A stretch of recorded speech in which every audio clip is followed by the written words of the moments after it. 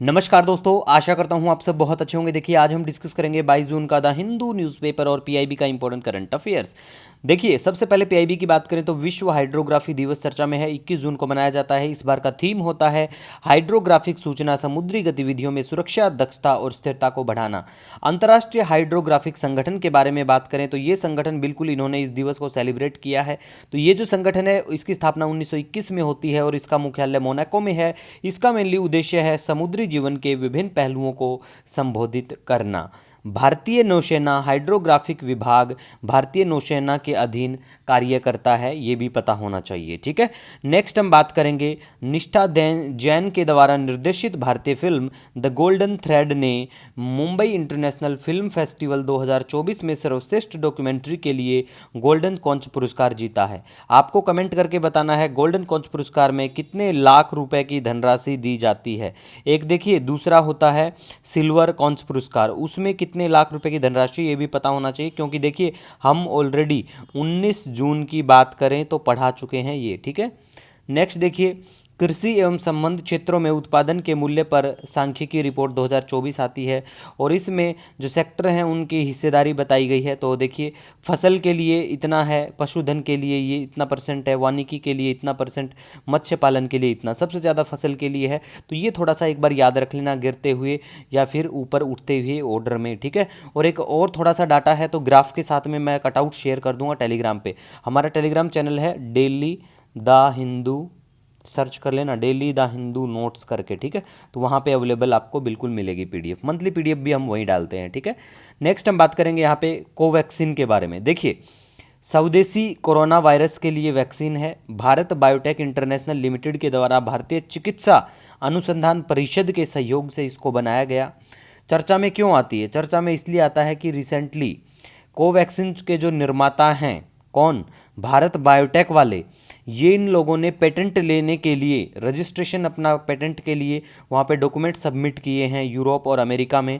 और उन डॉक्यूमेंट्स में, कागजात जो हैं उनमें अनुसंधान जो परिषद अपना है ICMR, Indian council of medical research, इसके बारे में बिल्कुल भी जिक्र नहीं किया है। इसको मेंशन ही नहीं किया अपने डॉक्यूमेंट्स में, पेटेंट जब लेने के लिए अप्लाई किया है तो। ठीक है, जबकि पेटेंट फाइलिंग में भारत बायोटेक को आविष्कारक बताया गया है, आईसीएमआर को नहीं बताया गया है। तो ये बिल्कुल गलत बात है, जबकि रिकॉर्ड ये कहते हैं कि बौद्धिक संपदा मतलब जो इंटेलेक्चुअल प्रॉपर्टी राइट्स अधिकार दोनों संगठनों के बीच में संयुक्त रूप से साझा किए गए थे। और देखिए, जो हमारा भारतीय चिकित्सा अनुसंधान परिषद है, इन्होंने काफ़ी पैसा भी खर्च किया था। बिल्कुल सबको पता है ये सारी चीज़ें, रिसर्च में इनका बिल्कुल योगदान के बिना इतना थोड़ी संभव था, लेकिन इन्होंने बहुत गलत किया है। ठीक है, और भारत के पेटेंट कानून के हिसाब से उत्पाद और प्रक्रिया पेटेंट दोनों की अनुमति बिल्कुल देते हैं। नेक्स्ट देखिए, आर्मेनिया ने फिलिस्तीन को मान्यता देने वाला, मतलब आर्मेनिया फिलिस्तीन को मान्यता देने वाला नवीनतम राष्ट्र बन गया है। इससे पहले स्पेन, आयरलैंड और नॉर्वे भी दे चुके हैं। तो मैप लोकेशन के बारे में गाइज बात करें तो देखिए, मैप में लोकेशन आपको पता होना चाहिए कि भैया आर्मेनिया की अगर हम बात करें तो देखिए ये बिल्कुल आर्मेनिया, अजरबैजान इधर है, आर्मेनिया इधर है। ये जो एरिया है इसे नागार्नो काराबख के नाम से जाना जाता है। ठीक है, डिस्प्यूटेड एरिया है जान और आर्मेनिया दोनों के बीच में।